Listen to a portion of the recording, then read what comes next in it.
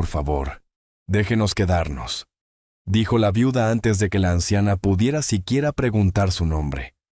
Usted tiene una tierra que se está volviendo demasiado pesada para un solo par de manos, y mis hijos no tienen una puerta que cerrar antes de que llegue la nieve. Al pie de los escalones del porche se encontraba Teresa Valdés, de 34 años de edad. Estaba delgada por el viaje, pero se mantenía perfectamente erguida. A su lado, Elías, de 11 años, observaba el porche con los ojos de un niño que ya esperaba el rechazo, mientras que Leonor, de 7 años, enterraba sus manos frías en la falda de su madre. El primer viento del norte de septiembre de 1887 barrió la hierba de las llanuras del norte. Se movía con suavidad, pero traía consigo una advertencia brutal. El invierno se acercaba antes de tiempo. En el porche estaba Constanza Quiroga, de 72 años y completamente sola. Había pasado toda una vida manteniendo viva esta tierra, pero la frontera era despiadada. Ahora exigía más de lo que sus envejecidas manos podían dar. Durante varios segundos largos, nadie habló.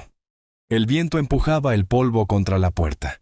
Constanza miró primero a los niños, luego miró hacia el establo, la cerca inclinada, las ventanas silenciosas detrás de ella. La viuda no había traído una súplica, había traído la verdad. El rancho Quiroga descansaba cerca de las colinas escarpadas sobre el río caudaloso, donde la hierba abierta se encontraba con el terreno difícil en invierno, el cual siempre llegaba antes de que nadie se sintiera preparado. Desde la distancia, el lugar todavía se veía orgulloso. El establo aún seguía en pie. Los álamos todavía bordeaban el arroyo. El humo aún subía por la chimenea la mayoría de las mañanas. Un viajero que pasara por allí habría visto un rancho en pleno funcionamiento. Alguien que conociera bien la tierra habría visto algo muy diferente. Habían pasado 4 años desde que Mateo Quiroga, el constructor que había dado forma a cada línea de la cerca y a cada cobertizo con sus propias manos, fue sepultado en una colina tranquila más allá del pastizal. Nada se había derrumbado de la noche a la mañana. Los cambios llegaron poco a poco. Al molino de viento le faltaba una aspa. El pozo de 38 pies de profundidad exigía más fuerza con cada balde de agua. El aire frío se filtraba por la pared norte del establo de las vacas. El sótano de las verduras acumulaba demasiada humedad. El pajar estaba orientado hacia el viento equivocado. Los postes de la cerca se inclinaban un poco más cada primavera. Constanza seguía siguiendo la misma rutina que ella y Mateo habían construido juntos. El rancho recordaba esos hábitos, pero su cuerpo ya no podía hacerlo. Aquella tarde, se acomodó en la vieja mecedora de Mateo en el porche. La tierra se extendía ante ella exactamente como la había amado durante décadas. Por primera vez, ya no se sentía como una tierra que esperaba órdenes. Se sentía como una tierra que esperaba en silencio a alguien lo suficientemente fuerte como para responder a ellas. De vuelta en el porche, Constanza esperó sin hablar. Teresa entendió la naturaleza inquisitiva de aquel silencio. La gente en la frontera se ganaba la confianza diciendo la verdad, incluso cuando dolía. Reuniendo toda su determinación, comenzó a explicar. Su esposo, Carlos, había muerto 3 meses antes tras cabalgar hacia un arroyo seco para liberar a 2 vaquillas atrapadas. Una inundación repentina llegó sin previo aviso. El ganado escapó. Carlos no lo logró. Solo después de su entierro se venció la deuda pendiente por el ganado. El acreedor reclamó la pequeña cabaña, el rebaño restante y casi todo lo que la familia había construido junta. Lo que quedaba cabía dentro de un solo cofre de madera. 2 mantas de lana, un rollo de cuero crudo, un cuaderno de tela lleno de las cuidadosas notas de Carlos, un pequeño saco con semillas de nabo y de frijol. Nada más. Durante 4 días, Teresa caminó casi 46 millas, siguiendo las huellas de las carretas en lugar de pasar por los pueblos. Se negaba a permitir que los extraños recordaran a sus hijos como mendigos. Elías llevaba el cuaderno de su padre contra el pecho en cada milla del camino.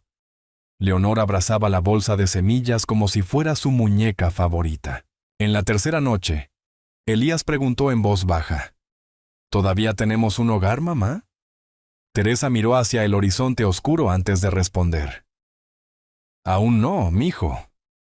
Mientras la desgarradora historia de Teresa llegaba a su fin, Constanza dejó que el silencio se prolongara entre ellas. Había visto pasar a demasiados charlatanes con historias trágicas por la frontera. La lástima y las palabras vacías nunca habían mantenido vivo un rancho. ¿Qué sabe hacer usted?, preguntó finalmente. Teresa respondió sin apresurarse. No desperdiciaba nada en la cocina. Un saco de harina o un puñado de frijoles podían durar en sus manos mucho más de lo que la mayoría de la gente creía posible. Podía remendar un arnés roto con cuero crudo y manejar el ganado tan bien como cualquier peón del rancho. Las aves de corral tampoco le daban problemas. Cuando el invierno se filtraba por las paredes agrietadas, mezclaba arcilla y paja para sellar las corrientes de aire. Si el sótano de las verduras se humedecía, sabía cómo secarlo antes de que las papas se echaran a perder. Y cada tarde contaba el grano, dividía el heno y llevaba un libro de contabilidad que coincidía exactamente con lo que había en el establo, en lugar de confiar en la memoria de alguien. Constanza escuchó sin cambiar su expresión. Luego miró a Elías. ¿Sabes ordeñar? El niño asintió una vez. Mi padre me enseñó. Mis manos son pequeñas, pero se harán más fuertes. La anciana se volvió hacia Leonor. La pequeña permanecía en silencio al lado de su madre, mientras el viento del norte empujaba la puerta de la cocina contra su desgastado marco. Constanza volvió a mirar a Teresa. No albergo caridad bajo mi techo, dijo. Albergo trabajo. Si pueden trabajar, pueden comer aquí. Teresa nunca le dio las gracias con lágrimas. Simplemente asintió. El peso sobre sus hombros no desapareció, pero se acomodó lo suficiente como para permitirle mantenerse un poco más erguida. Por primera vez en muchos días, el suelo bajo los pies de su familia ya no se sentía como si se estuviera desmoronando. Constanza los guió a través de la cocina y abrió la pequeña habitación que estaba detrás. Durante años, no había servido para nada más que para almacenamiento de invierno. 2 catres estrechos se apoyaban contra las paredes opuestas. Una caja de madera todavía contenía viejos clavos para herraduras, hule, vidrios de repuesto para linternas y hebillas rotas de arneses descansaban debajo de un estante cubierto de polvo. La habitación olía a cedro, aceite de lámpara y a estaciones que ya habían pasado. Teresa le agradeció con un silencioso asentimiento de cabeza e inmediatamente se puso a trabajar. Dobló una manta de lana y la encajó firmemente a lo largo de la rendija debajo de la puerta, por donde se filtraba el viento del norte. Colocó el catre de Leonor contra la pared interior, el lugar más cálido de la habitación. Elías arrastró su propio catre al lado de la entrada sin que nadie se lo pidiera. Si viene alguien, dijo en voz baja, yo lo escucharé primero. Teresa no discutió. Solo acomodó la manta sobre ambos niños antes de apagar la lámpara de un soplido. Al otro lado de la casa, Constanza yacía despierta bajo la colcha que la madre de Mateo había cosido décadas atrás. El rancho se acomodaba en sus sonidos nocturnos familiares. Las maderas crujían, el viento rozaba el porche.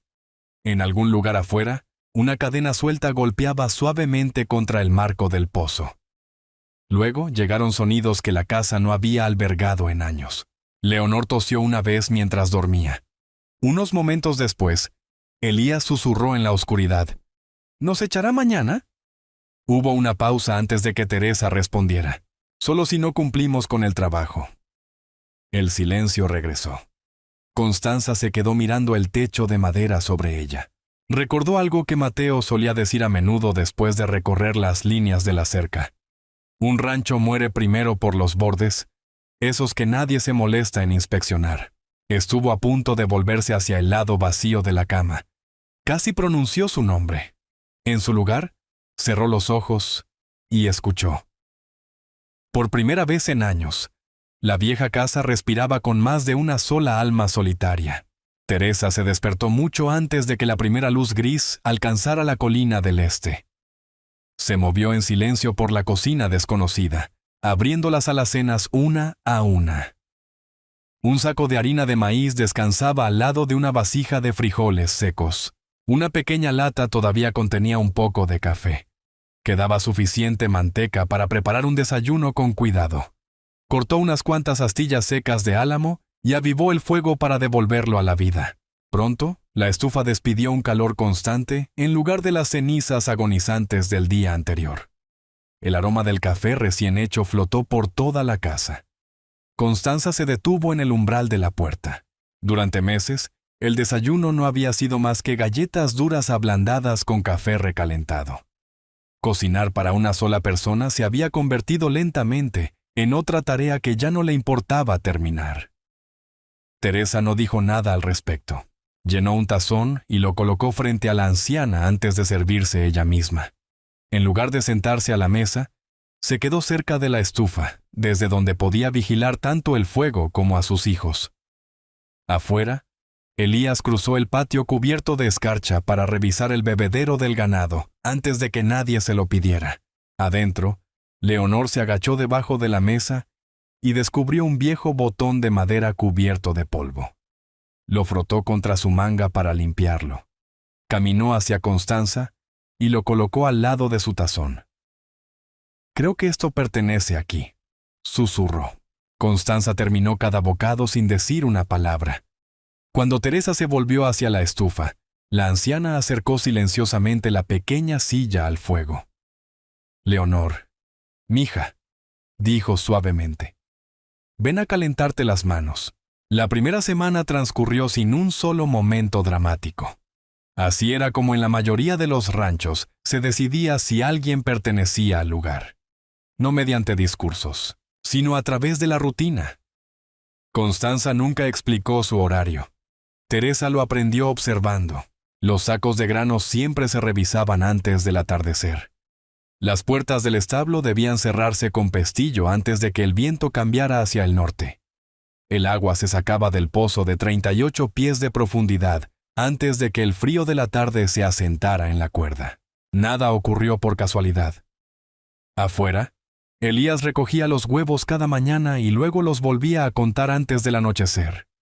Los números nunca se quedaban solo en su cabeza. Los anotaba con cuidado en una pequeña pizarra, tal como su padre le había enseñado una vez. Leonor seguía a su madre a todas partes, recolectando leña seca y aprendiendo qué zonas de hierba permanecían húmedas después de las noches frías. Teresa le advertía que nunca pisara allí. El suelo mojado robaba el calor más rápido de lo que la gente se daba cuenta. Constanza rara vez elogiaba a alguien. Observaba desde la distancia. Si algo estaba mal, lo corregía. Si estaba bien, simplemente seguía adelante. Una tarde, ya tarde, Teresa entró al sótano de las verduras y se detuvo. El aire traía un leve olor a humedad. Pasó los dedos por una pared de piedra y luego buscó en su delantal un trozo pequeño de tiza. Sin decir una palabra, trazó una línea blanca y corta al lado de la mancha húmeda. Tenía la intención de ver si la humedad se extendía durante los siguientes 3 días antes de tocar una sola tabla o usar la pala. A la mañana siguiente, Constanza notó la línea de tiza. Miró la piedra y luego a Teresa. Por primera vez, comprendió algo importante. La viuda no se limitaba a notar los problemas. Buscaba la razón por la que habían comenzado. 3 mañanas después, Orlando Benítez, un peón a tiempo parcial que había ayudado a los Quiroga durante innumerables temporadas de herrado, guió a su caballo castaño hacia el patio como siempre lo hacía. Esperaba encontrar otra tarea pendiente. No esperaba encontrar el rancho ya en movimiento. Teresa estaba sentada bajo el cobertizo del establo, reparando un arnés roto con una tira de cuero crudo empapado. Apretó cada nudo sin desperdiciar una sola pulgada. Cuando terminó, devolvió cada lesna, aguja y cuchillo al lugar exacto donde los había encontrado. Cerca de allí, Elías contaba los huevos de la mañana antes de escribir el número en su pizarra. Orlando observó durante un largo momento antes de mirar hacia Constanza. «Están trabajando aquí», dijo ella simplemente. Esa fue toda la explicación que cualquiera de los dos necesitó. Él había visto a mucha gente esforzarse solo cuando alguien la miraba. Esta mujer trabajaba como si nadie la estuviera observando. Antes de volver a subir a la silla de montar, estudió el amplio pajar cerca del pastizal del oeste. «El viento del norte viene temprano este año», dijo. «Si ese pajar sigue expuesto a la intemperie, el borde inferior se pudrirá antes de diciembre». Desató un rollo de repuesto de cuerda para empacar del pomo de su silla y lo colocó al lado de Teresa. No hubo ningún cumplido. Ella recogió la cuerda, la usó antes del atardecer para asegurar un perchero de arneses suelto y volvió al trabajo. Orlando lo notó. Sonrió para sus adentros antes de alejarse a caballo. La discusión comenzó sin que ninguna de las dos mujeres la buscara. Al final de esa tarde, Teresa llevó un saco de frijoles secos a la cocina y notó un viejo libro de contabilidad de cuero abierto sobre la mesa.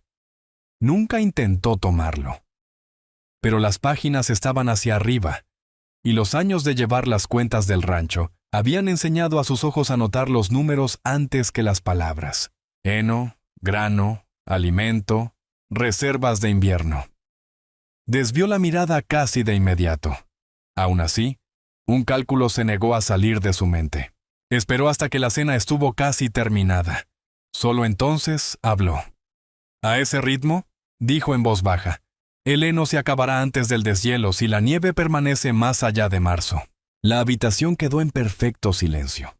Constanza bajó lentamente la cuchara. Ese libro de contabilidad había pertenecido a Mateo. Su letra llenaba casi cada página. Era el último lugar de la casa que todavía sentía completamente bajo su control. «¿Tiene usted por costumbre?», preguntó, con voz que se tornaba fría, «¿leer cosas que no le pertenecen?». Teresa no retrocedió. No estaba leyendo sus recuerdos. Sostuvo la mirada de la anciana sin levantar la voz. «Vi números», hizo una pausa. «Sé a qué huele el heno mojado. Sé cómo se ve el ganado hambriento. Esos números no dejan suficiente para ambos». Las palabras quedaron suspendidas en la habitación. Leonor dejó de comer. Elías bajó los ojos hacia su plato.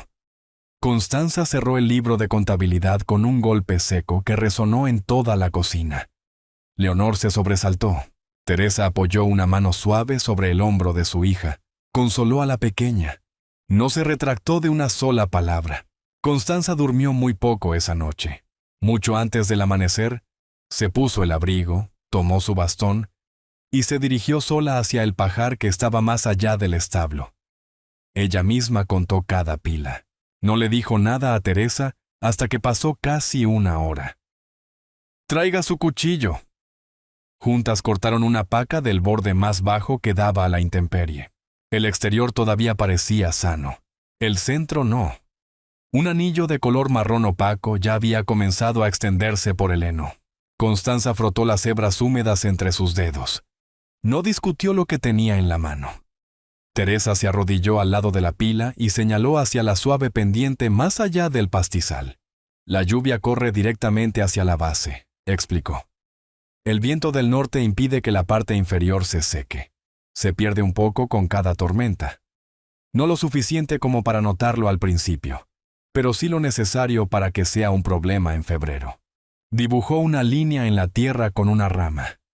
«Las nuevas pacas deberían mirar hacia el este. Hay que levantarlas sobre postes de madera. Cubra la parte superior con una cubierta de paja inclinada, y luego cabe una zanja de drenaje de unas 9 pulgadas de profundidad a lo largo del lado bajo». Constanza escuchó sin interrumpir. No hubo disculpas. El heno echado a perder ya había hablado. Miró al suelo durante un largo momento antes de entregarle la pala a Teresa. «Muéstreme la zanja». Al mediodía, Orlando llegó y ayudó a colocar la pila fresca sobre la base de postes. Elías contó cada paca a medida que la movían. Esa noche, Constanza abrió el libro de contabilidad de cuero de Mateo una vez más. Deslizó el lápiz sobre la mesa. «Escribe la nueva cuenta», le dijo a Elías. El niño dudó solo un momento antes de hacer exactamente eso. Fue la primera página del libro de contabilidad, que pertenecía al futuro en lugar de al pasado. 2 días después de que se moviera el heno, Teresa pidió revisar el sótano de las verduras adecuadamente. Constanza se tensó de inmediato. Mateo Había construido ese sótano con sus propias manos, piedra por piedra, en el primer año difícil de su matrimonio. Cuestionarlo se sentía demasiado cercano a cuestionarlo a él. Teresa pareció entenderlo. El sótano fue bien construido, dijo. Es el terreno el que ha cambiado. Eso fue todo. Ninguna ofensa. Adentro, el termómetro se mantenía cerca de los 46 grados, lo que debería haber sido lo suficientemente seguro. Pero el aire no era el adecuado. Se adhería a las paredes. Los sacos de harina tenían una ligera capa grisácea. Las papas cerca del estante trasero habían comenzado a brotar yemas pálidas demasiado pronto. Teresa estudió los respiraderos antes de tocar nada. El respiradero alto del oeste estaba demasiado abierto para la forma en que el viento soplaba ahora por la cañada. El lado bajo del este no tenía ninguna corriente real. Abrió un pequeño respiradero inferior en la pared este. Estrechó el respiradero oeste con una tabla a la medida y colocó un tazón poco profundo con ceniza seca cerca del suelo, para ver con qué rapidez regresaba la humedad. Luego, colgó tiras de arpillera separadas de la piedra para que los sacos no respiraran directamente contra la roca húmeda. Leonor colocó una piedra plana como marcador fuera del nuevo respiradero. Elías anotaba la temperatura 2 veces al día. Solo 3 días después, el sótano se mantenía estable entre los 39 y los 41 grados. El olor agrio y húmedo había desaparecido. Los sacos de harina se sentían secos. Constanza se paró en la fresca oscuridad y apoyó la palma de la mano contra la pared que Mateo había construido. Por un momento, el dolor y el alivio compartieron el mismo suspiro. Modificar el sótano no lo había alejado. Había ayudado a que su trabajo durara más tiempo. El primer viento frío de octubre trajo algo más que hojas secas. También trajo opiniones. Al final de esa tarde, Hugo Díaz, un ranchero vecino que medía la mayoría de las cosas por la fuerza muscular en lugar de la paciencia, detuvo su caballo al lado del establo norte. Observó en silencio durante 1 minuto. Teresa introducía una mezcla fresca de arcilla y paja profundamente en las estrechas rendijas entre las tablas inferiores de la pared. Orlando compactaba la mezcla firmemente con una paleta de madera. A unos pocos pies de distancia, Elías estaba de pie fuera del establo cerrado mientras su madre permanecía adentro. ¿Aún puedes ver la luz del día?, llamó ella. Un poco, respondió él. Ella introdujo otro puñado en la grieta. ¿Ahora? No. Solo entonces pasó a la siguiente rendija. Cerca del gallinero, Leonor ató una tira de tela de saco gruesa a lo largo de la entrada, dejando libre la abertura superior. Hugo se rió. «Eso no es más que barro para ratones de iglesia», gritó. «Un rancho necesita hombres fuertes, no a una viuda remendando el viento». Nadie respondió. Constanza escuchó cada palabra desde el porche. No dijo nada. Dentro del establo, Teresa terminó la última sección antes de revisar el respiradero alto debajo del techo. Lo dejó abierto. El aire frío en la espalda de los animales era el enemigo. El aire húmedo atrapado arriba era otro peligro. Ambos debían controlarse. Luego colocaron paja fresca, esparciéndola con el grosor suficiente para elevar al ganado sobre el suelo frío, en lugar de simplemente cubrirlo. Cuando Hugo finalmente se alejó a caballo, el patio volvió a quedar en silencio. Elías miró hacia el camino. ¿Por qué no le dijiste que estaba equivocado? Teresa se sacudió la arcilla de las manos antes de responder. Porque el invierno responderá mejor. El viento del norte se deslizó entre los álamos. Esta vez, encontró menos lugares por donde entrar al establo. La primera helada fuerte llegó sin previo aviso. En algún momento antes del amanecer, Constanza se levantó silenciosamente de la cama. No quería despertar a nadie solo para sacar agua. Al amanecer, Teresa la encontró sentada al lado de la estufa de la cocina, con una mano sosteniendo su muñeca izquierda. Una leve fiebre había coloreado su rostro, aunque ella insistía en que no era más que rigidez en las articulaciones. Teresa preparó un té de corteza de sauce y colocó un paño tibio sobre la muñeca inflamada. Luego caminó directamente hacia el pozo. El problema se reveló en cuestión de minutos. La cuerda ya no corría limpiamente por la polea. Años de rozar contra el brocal de madera habían deshilachado las fibras y desviado la línea del centro. Cada balde subía los 38 pies de altura con más resistencia de la que debería. El pozo se había vuelto lentamente más pesado, no porque el agua hubiera cambiado, sino porque el sistema lo había hecho. En lugar de reemplazarlo todo, Teresa modificó la estructura. Movió la polea a un nuevo soporte de roble para enderezar el tiro. Envolvió el borde desgastado del brocal del pozo con cuero crudo grueso para evitar que la cuerda siguiera cortando la madera. Luego suspendió una piedra ancha y plana del lado opuesto de la línea, como un simple contrapeso. Por la tarde, la diferencia era evidente. Elías tomó la cuerda con ambas manos y subió un balde lleno a la superficie sin detenerse una sola vez. Constanza observaba desde el porche. Durante un largo rato, no dijo nada. Luego miró del pozo al niño. Recibir ayuda no había debilitado al rancho. Había hecho posible el trabajo para las manos que un día reemplazarían a las suyas. Mientras el exterior del rancho volvía lentamente a la vida bajo las manos de Teresa, dentro de la casa todavía había lugares cerrados por el dolor. La puerta había permanecido cerrada durante casi 4 años. Leonor la encontró por accidente. Caminaba por el pasillo estrecho mientras Teresa fregaba la olla de la cena y empujó suavemente el viejo pestillo. La puerta se abrió solo unos pocos centímetros. El polvo flotaba en el estrecho haz de luz de la tarde. Adentro había un bastidor para colchas, medio cubierto por una lona descolorida. Retazos de tela doblados descansaban en una canasta al lado, exactamente donde los habían dejado años atrás. En un pequeño estante había una lata desgastada con una palabra pintada en la tapa: Mateo. Cerca de ella descansaba un mapa dibujado a mano del jardín protector, que mostraba hileras de frijoles, salvia y flores plantadas para frenar el viento de la llanura antes de que llegara a la casa. Constanza apareció casi de inmediato. «Deja esa habitación en paz», dijo, con voz tranquila pero firme. Leonor se quedó helada. En lugar de alejarse, miró a la anciana con inocente curiosidad. ¿Él también plantaba cosas? La pregunta se instaló en el silencio. Teresa dio un paso al frente. Lo siento, ella no lo sabía. Constanza levantó lentamente una mano. No, dijo. Cruzó la habitación ella misma, recogió la vieja lata de semillas y sacudió años de polvo de la tapa. Al abrirla, todavía quedaban dentro unos pocos paquetes de papel. Caléndula, frijoles trepadores, salvia, sonrió de manera tan leve, casi imperceptible. Mateo guardaba semillas, dijo suavemente, de la misma manera que otros hombres guardaban monedas. Con cuidado, dejó caer una diminuta semilla de caléndula en la palma abierta de Leonor.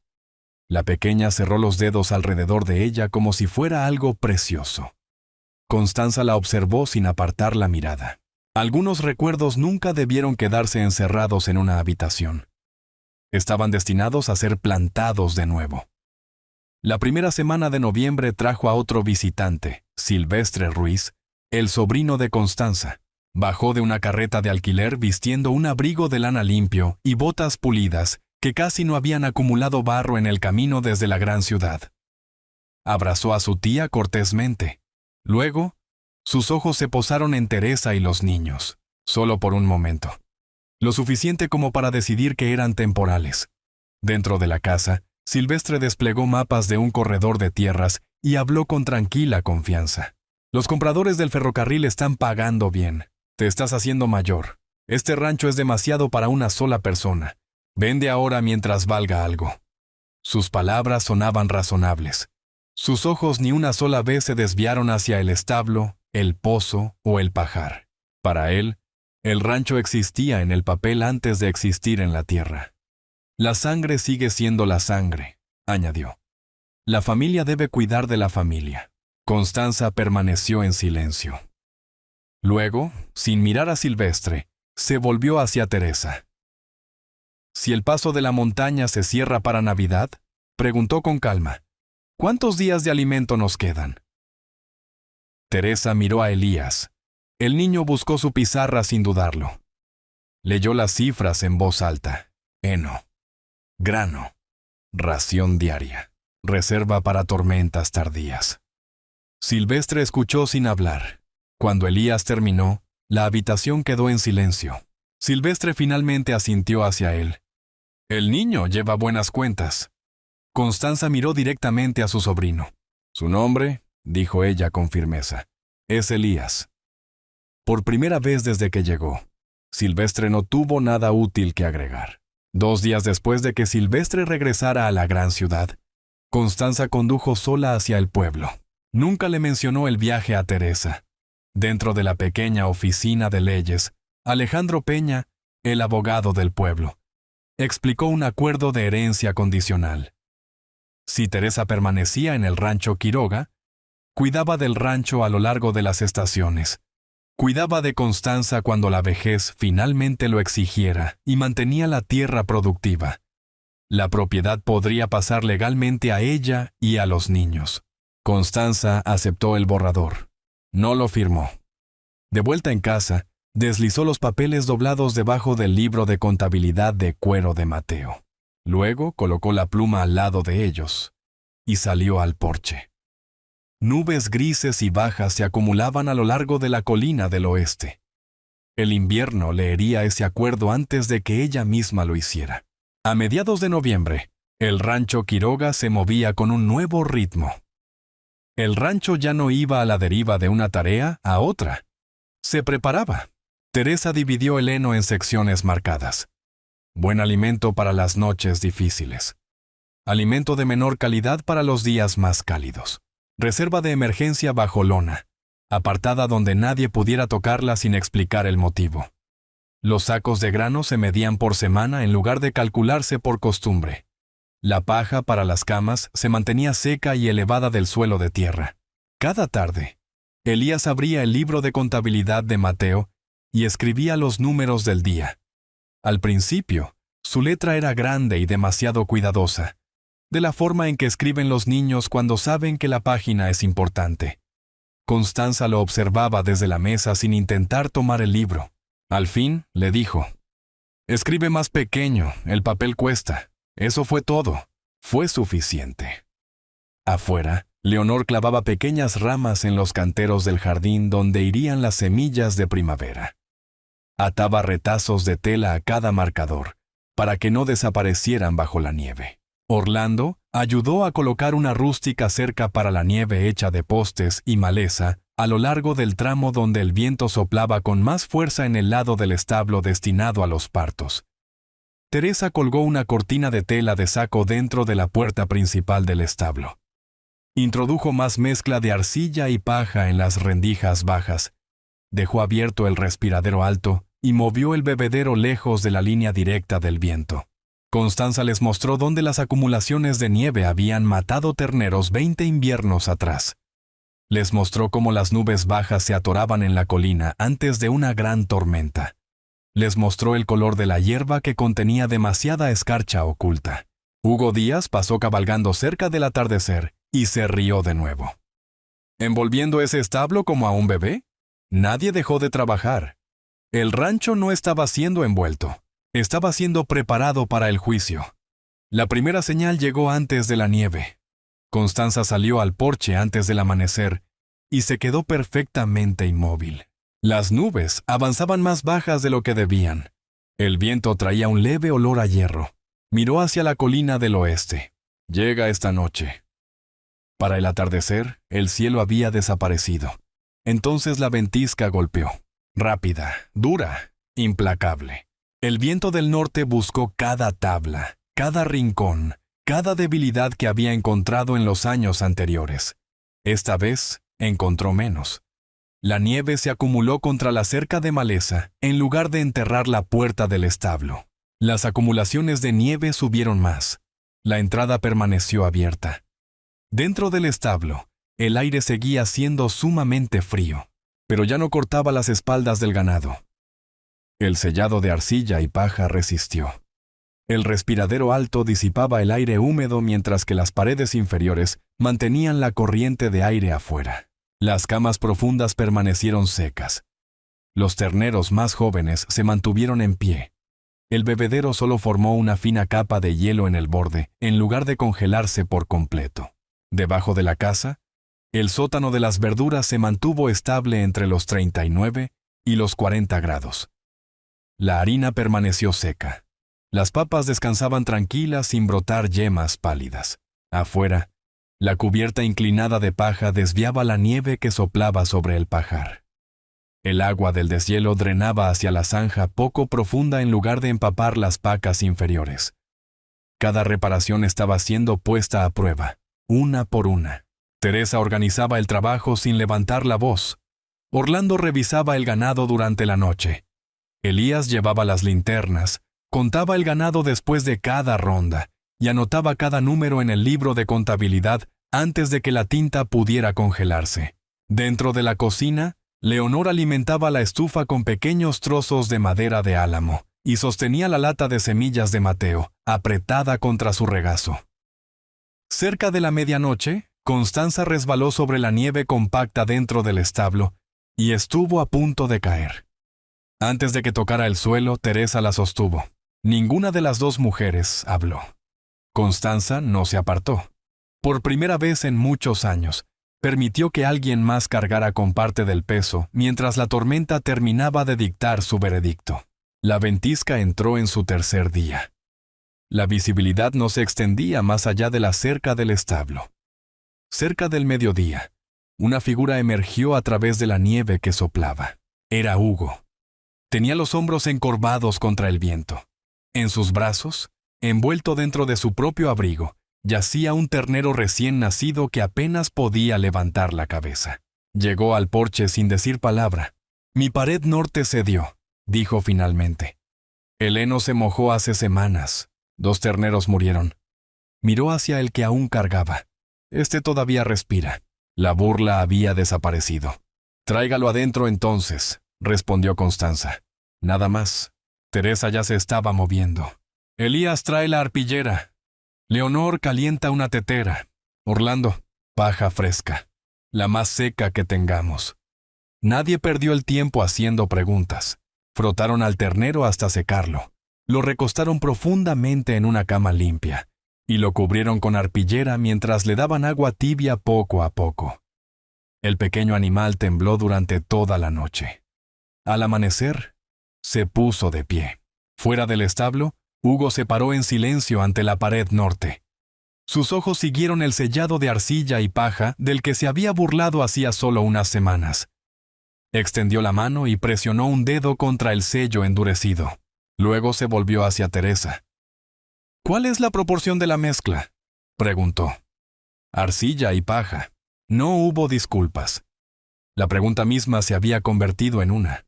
Teresa le explicó las proporciones, de humedad, y con qué firmeza debía compactarse la mezcla alrededor de las tablas inferiores. Nunca miró hacia Constanza mientras hablaba. Constanza, sin embargo, la observó durante un largo rato. No como a una invitada, no como a una viuda que alguna vez había pedido refugio. Por primera vez, vio a alguien que ya poseía los instintos de la próxima guardiana del rancho Quiroga. La tormenta finalmente aflojó su fuerza.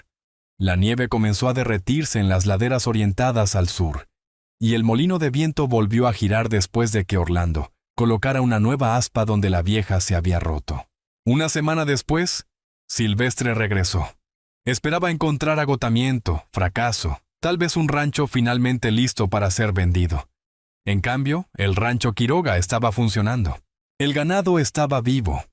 El heno todavía llenaba la pila de reserva. El sótano de las verduras olía a limpio en lugar de a humedad. El humo subía constantemente por la chimenea. Silvestre entró en la cocina y se quitó los guantes. «Este lugar todavía necesita un hombre que lo administre», dijo. Nadie respondió de inmediato. Elías colocó silenciosamente su pizarra al lado del libro de contabilidad de Mateo y abrió ambos. Leyó las cifras con voz tranquila. Alimento restante. Terneros vivos después de la ventisca. Producción de huevos antes de la tormenta, durante ella y después.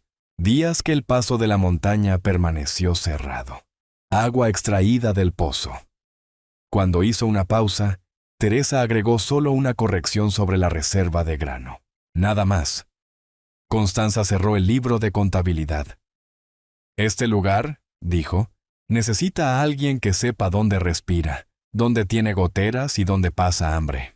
Silvestre miró hacia la última línea que Elías había escrito. Terneros vivos.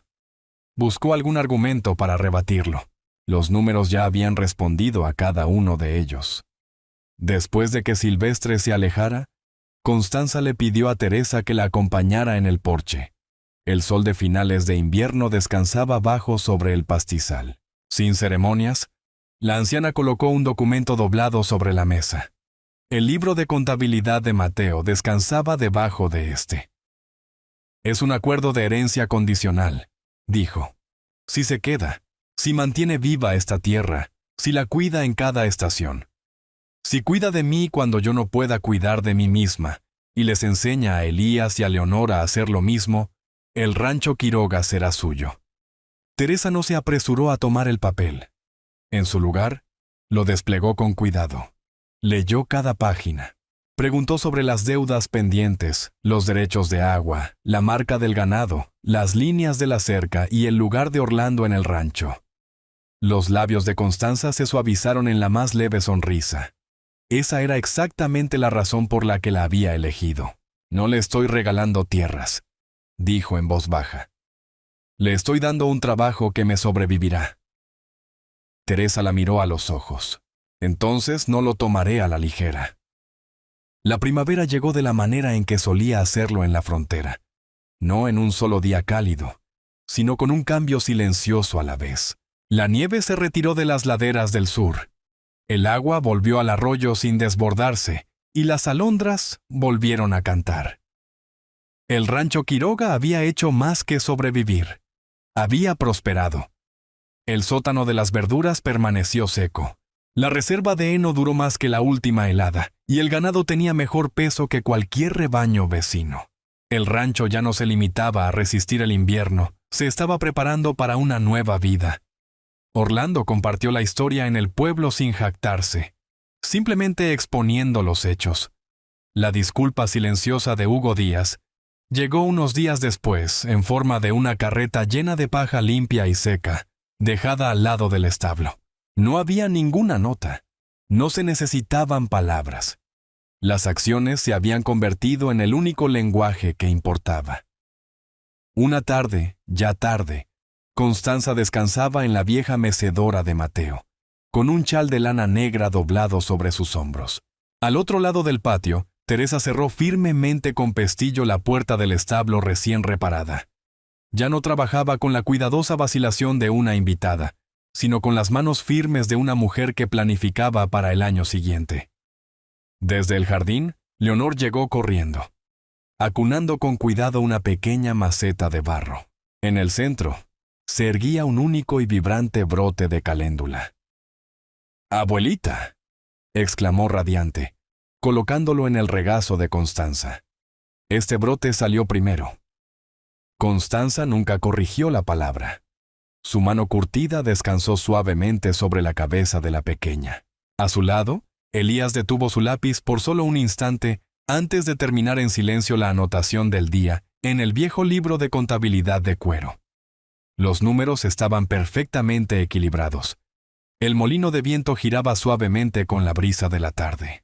Las voces de los niños flotaban a través del pastizal, y por primera vez desde el fallecimiento de Mateo Quiroga, el viejo rancho ya no pertenecía a una mujer que esperaba sola en el pasado.